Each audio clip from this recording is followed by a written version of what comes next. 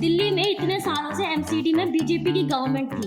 आप लेंटर डालने चले जाओ, मुझे बता दो कब आपको पैसे ना देना पड़े। यूपी के मुख्यमंत्री क्या कहते हैं कि हम लोगों ने जाके कुंभ में डुबकी लगाया तो अरविंद केजरीवाल जाकर के यमुना में डुबकी लगा के दिखा दें। भाजपा ने क्षेत्रीय पार्टी हो या राष्ट्रीय पार्टी, सबको मजबूर कर दिया कि आप सॉफ्ट हिंदुत्व के ग्राउंड पे आएंगे। आप लोग एक्टिवली पार्टिसिपेट करते हैं इलेक्शंस में कि सिर्फ मजे लेने के लिए पॉलिटिक्स की बातें हो रही हैं? मेट्रो को तो ठीक है, लेकिन अगर कैब वगैरह लेना तो बड़ा बहुत महंगा। पानी, बिजली, एजुकेशन फ्री होना चाहिए। स्टेट पे जो एक्स्ट्रा बर्डन हो रहा है, फाइनेंशियल बर्डन, उसका क्या? ऐसा नहीं है कि शिक्षा स्वास्थ्य मुद्दा है तो धर्म मुद्दा नहीं है। इसका खामियाजा उनको इस बार भुगतना पड़ेगा। जैसे अभी मोदी सरकार की एक योजना निकली है, 1 या 2 लाख लोगों को इंटर्नशिप करवाने का मौका वेबसाइट क्रैश हो गई, वो अलग बात है। कभी ऐसा लगता है कि पार्ट टाइम जॉब की जरूरत है? मैं दिल्ली के एक सरकारी स्कूल से पढ़ के आई हूँ और दिल्ली में काम हुआ है। आप क्या प्रॉमिस करते हैं? मैं प्रॉमिस नहीं करूँगा क्योंकि मैंने कभी इस लेवल पे सोचा नहीं है। सोच नहीं है, क्या दिक्कत है? मैं 2 चीज़ ऐड करूँगा, 2 चीज़। No, I am from here, मेरी तो सुन लो।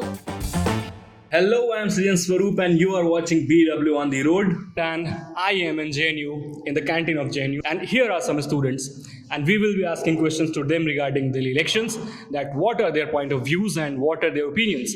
So let's begin. क्या लगता है कि आम आदमी पार्टी, कांग्रेस या बीजेपी किसकी हवा है? तो ये दिल्ली में अगर देखा जाए तो जाहिर सी बात है आम आदमी पार्टी की हवा है। ठीक है, बहुत जगह बहुत ऐसी सीटें हैं जहाँ आम आदमी पार्टी की अभी भी पकड़ है, लेकिन मुझे लगता है जहाँ तक मैं अभी तक चुनाव को देख रहा हूँ, समझ पा रहा हूँ, मुझे यही लगता है कि अगर इस बार आम आदमी पार्टी अगर 40 से 45 सीट पे अगर दिल्ली में आती है तो मुझे लगता है कि अगले चुनाव में, अगले विधानसभा चुनाव में फिर आम आदमी पार्टी का सरकार में आना बहुत मुश्किल होगा। अच्छा, अगर अगले बार मतलब लड़खड़ाती हुई नजर आ रही है। हाँ। एक सवाल इन सबसे हटके मैं पूछना चाहता हूँ कि जो यूथ हैं वो क्या, मतलब आप लोग एक्टिवली पार्टिसिपेट करते हैं इलेक्शंस में कि सिर्फ मजे लेने के लिए पॉलिटिक्स की बातें हो रही हैं?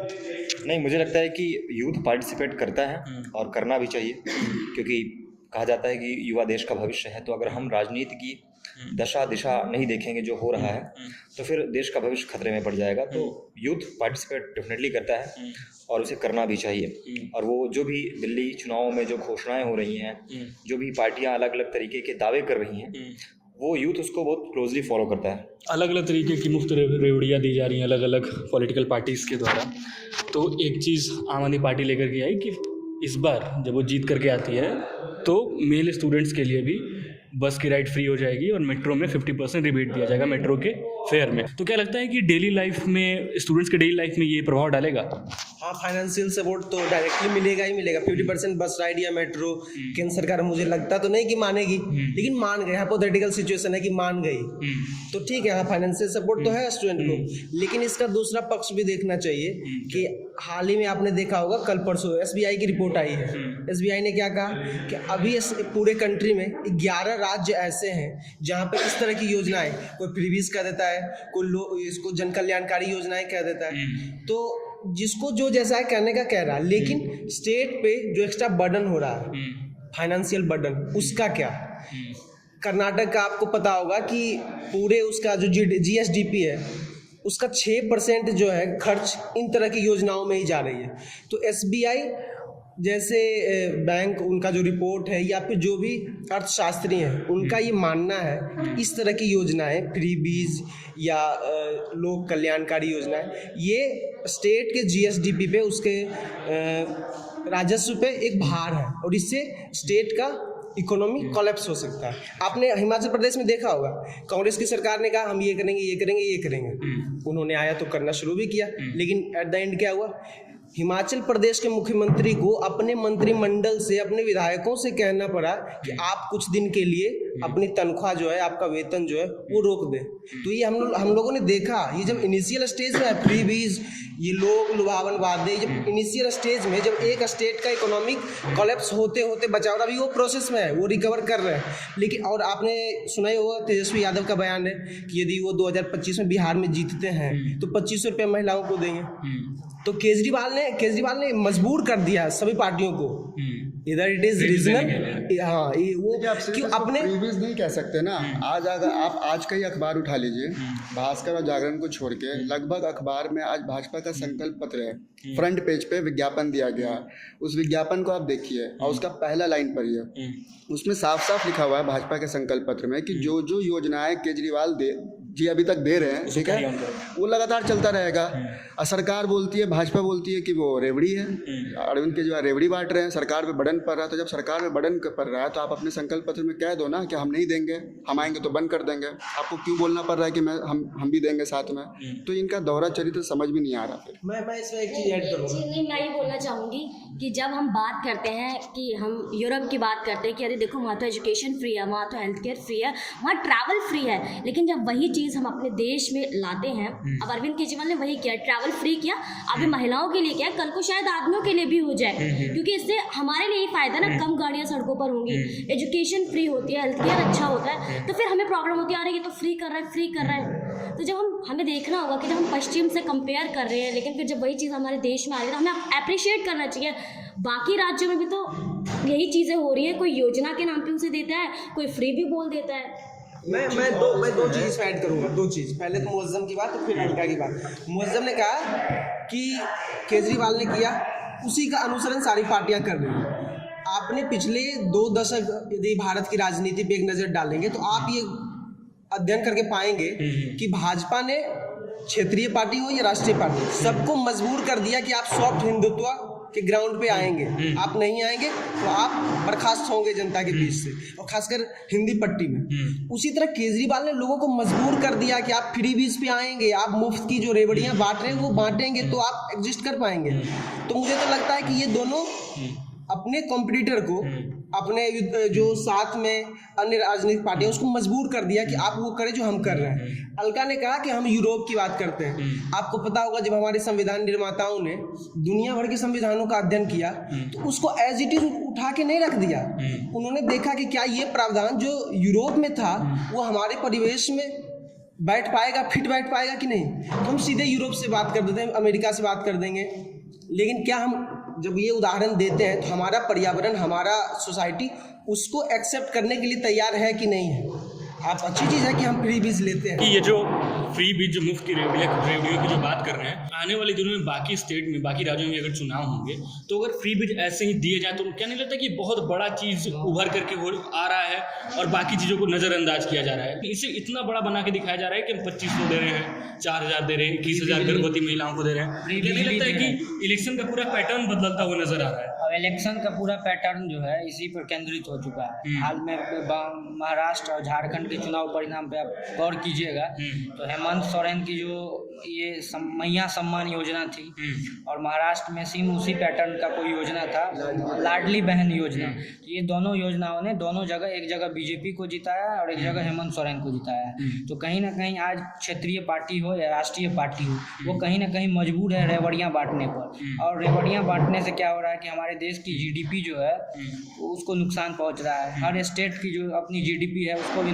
नुकसान पहुंच रहा है। आज कई ऐसे राज्य हैं जहां सरकारी कर्मचारियों को वेतन भत्ते पेंशन देने के लिए सरकार के पास शेष राशि अब कुछ ही समय के लिए बचे हैं। तो रेवड़ियाँ पॉलिटिक्स बंद होनी चाहिए देश में, और ये कहीं ना कहीं देश की आम जनता भी इसके लिए जिम्मेदार है। तो आज सारा का सारा चुनाव जो है रेवड़ी पॉलिटिक्स पे आके टिकी गई है और इसके जिम्मेदार जो है अरविंद केजरीवाल। ये बात से ज़्यादा सहमत नहीं हूँ, ठीक है। अगर 2-4 चुनाव अगर आप देख लीजिए तो हर जगह हिंदू मुस्लिम, ठीक है, रोहिंग्या, बांग्लादेशी, पाकिस्तानी सबको भगा देंगे, वापस कर देंगे, यही हो रहा है। बहुत जोर शोर से उठाया जा रहा है। दिल्ली का आप चुनाव देख लीजिए, यहाँ बांग्लादेशी का तो बात हो रहा है, लेकिन उसके साथ ही साथ शिक्षा पे बात हो रहा है, हेल्थ पे बात हो रहा है, ठीक है, 500 रुपये में गैस सिलेंडर देंगे, इस पे बात हो रहा है। फ्री बिजली देने के वजह से जो 100 यूनिट या 200 यूनिट जो दिया जा रहा है, इससे किसको फ़ायदा है? नागरिक को तो फ़ायदा हो रहा है ना। उनको अगर वो 200 यूनिट से कम इस्तेमाल करते हैं तो उनको कोई बिल नहीं देना पड़ रहा। आप एक्सेप्शन नहीं उठा सकते कि किसी का तो इतना बिल आ गया, वो ठीक है, एक सिस्टम है, सिस्टम का फेलियर है कि उसके पास अगर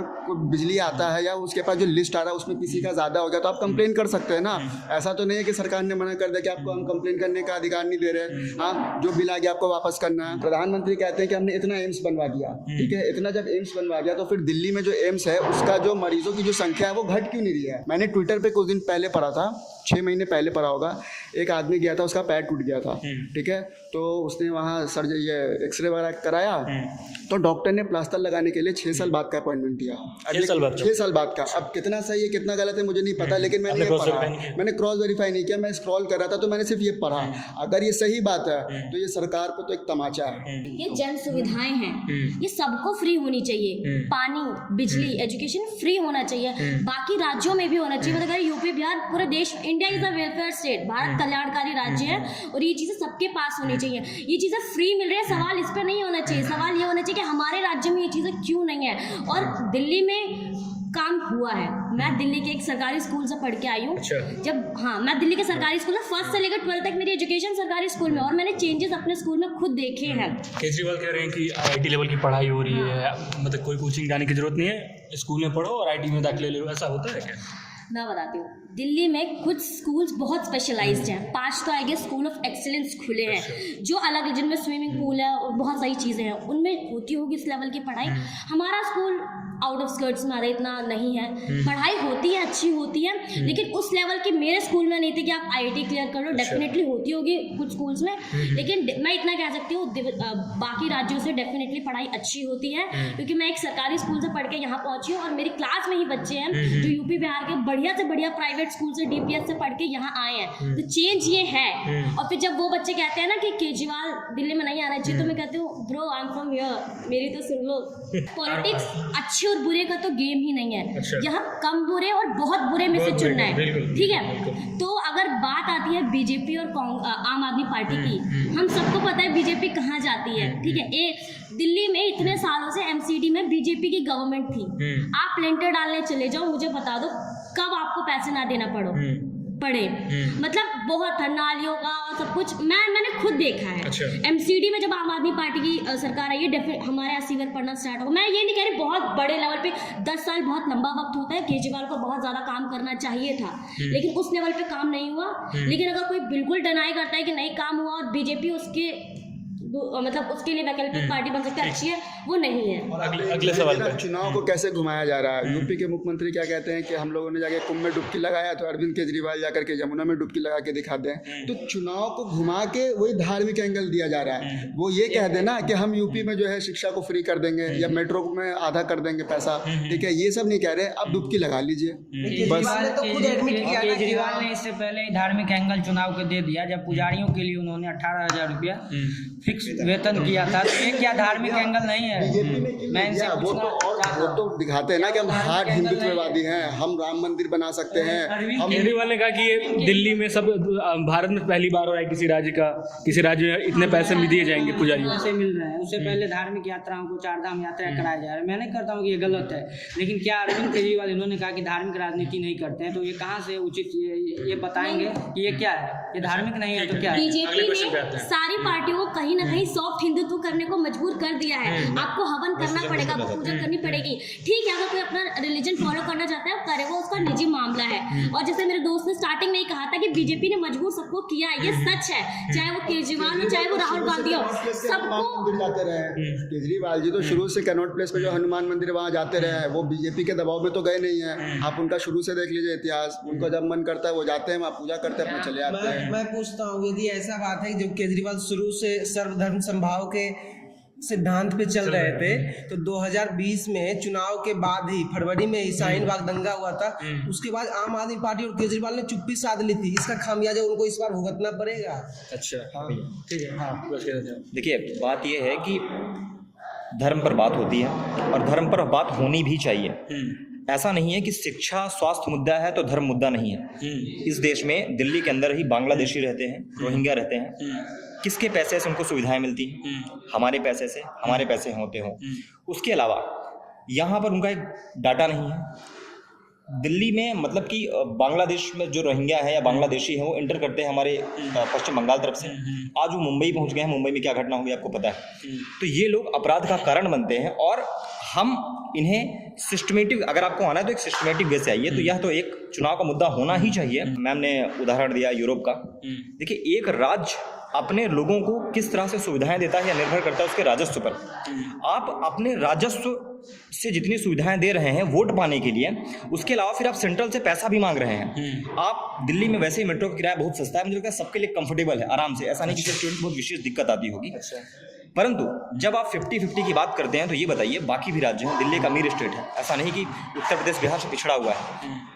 वहाँ पर जब जो राज्य परिवहन है, फिर वो सरकार से सहायता, केंद्र सरकार से सहायता क्यों ना मांगे। हाँ, छोटी सी चीज़ जो इन्होंने बोला घुसपैठिया वाली बात, ठीक है, घुसपैठ सबको, किसी को भी अपने देश में घुसपैठिए अच्छे नहीं लगते हैं, लेकिन जब अमेरिका में ट्रम्प आते हैं और वो कहते हैं कि जो इंडियन लोग आते हैं, जो हम सबको पता है डंकी वगैरह करके वहाँ पहुँचते हैं, उनको वापस हम भेजेंगे, तो हाँ एज ए इंडियन हमें बहुत बुरा लगता है कि अरे भाई हमारे देश के लोग कैसे भेज रहे हैं। लेकिन जब वही बांग्लादेश के या दूसरे हमारे पड़ोसी राज्यों के लोग जो तंग है, जिनके साथ शायद बहुत बुरा हुआ है, तो हमारे देश में शरण लेने हमें तब वो लोग बहुत बुरे लगते हैं। अमेरिका या फिर जितने भी उधर से देश हैं, हम सबने देखा डंकी करके वो लोग इलीगली वहाँ पहुँचते हैं, फिर वहाँ भीख वगैरह मांगते हैं। गलत, दोनों तरीके से हमारे संसाधनों पर कब्जा होता है, हमारे लिए अनएम्प्लॉयमेंट कम होता है, हमारे देश में हमें गरीबी दिखती है। अगले सवाल पे आते हैं, बस रैपिड फायर और सिर्फ जवाब हाँ या ना में। कभी ऐसा हुआ आपके साथ कि मेट्रो के फेयर देख के, बस के फेयर देख के आपने प्लान कैंसिल कर दिया हो, या फिर मन में सोचा हो यार फेयर तो बहुत ज़्यादा है, बाद में चलते हैं, या फिर नहीं चलते हैं, ऐसा कुछ? हाँ यार, बहुत सब्जेक्टिव है ये बात, कैसे कह दूँ, मतलब डिपेंड करता है आप कहाँ से। अब मैं जिसका कभी ऐसा हुआ है, कभी ऐसा हुआ है? हुआ है, यस हुआ है, नहीं हुआ है कभी रीजनल रेट। अच्छा ठीक है, आपके साथ हुआ है कभी नहीं हुआ आपके साथ? मेट्रो को तो ठीक है, लेकिन अगर कैब वगैरह लेना तो बहुत महंगा है। आपके साथ हुआ है कभी? कभी नहीं। अच्छा ठीक है, एक और रैपिड फायर का दूसरा क्वेश्चन ये कि थोड़ी देर के लिए मान लेते हैं कि आप लोग जितने लोग बैठे हुए हैं, आप पावर में हैं दिल्ली में, आपको छूट है कि आप प्रॉमिस ले सकते हैं, तो ये जो छात्र हैं जो हर रोज़ संघर्ष करते हैं, हर रोज़ एक स्ट्रगल करते हैं, उनको आसान बना देता, उतना संघर्ष उनको नहीं करना पड़ता। कौन सा ऐसा प्रॉमिस करते हैं दिल्ली के स्टूडेंट्स? मैं तो शिक्षा पे और स्वास्थ्य पे ज़्यादा फोकस करता, और शिक्षा पे मैं देता, मतलब जैसे अभी सरकार कह भी रही है कि वो शिक्षा पे बहुत सारा सब्सिडी ये देगी, छूट देने वाली है, और जो मतलब जो SC कास्ट के हैं, शायद जो कास्ट जैसा मैंने पढ़ा था कि वो सरकार जो है, आप एडमिशन ले लीजिए और पैसा जो है उसके बाद सरकार देगी, तो ऐसा कुछ जो योजना है सरकार का, ये अच्छा योजना है। आप क्या प्रॉमिस करते हैं? मैं प्रॉमिस नहीं करूँगा क्योंकि मैंने कभी इस लेवल पे सोचा नहीं है। अरे तो सोच लीजिए, क्या दिक्कत है? ना ठीक है, आप क्या प्रॉमिस करते हैं? मैं तो UPSC जितने भी कोचिंग सेंटर है उनका 50% करवाता, उनसे मैं किसी को सब्सिडी नहीं देता, लेकिन उनसे करवाता कि कम करो। मतलब आप बोलते हैं इंस्टीट्यूट्स को कि आप आधा करो, कम करो या बंद करो। अच्छा ठीक है। सिविल सर्विसेज की जितनी भी कोचिंग है उसमें बहुत फीसें जो है बहुत हाई है। अच्छा। बहुत जो गरीब पिछड़े राज्य से बच्चे आते हैं पढ़ने के लिए। बीजेपी 15,000 दे रही है। क्या बीजेपी 15,000 दे रही है?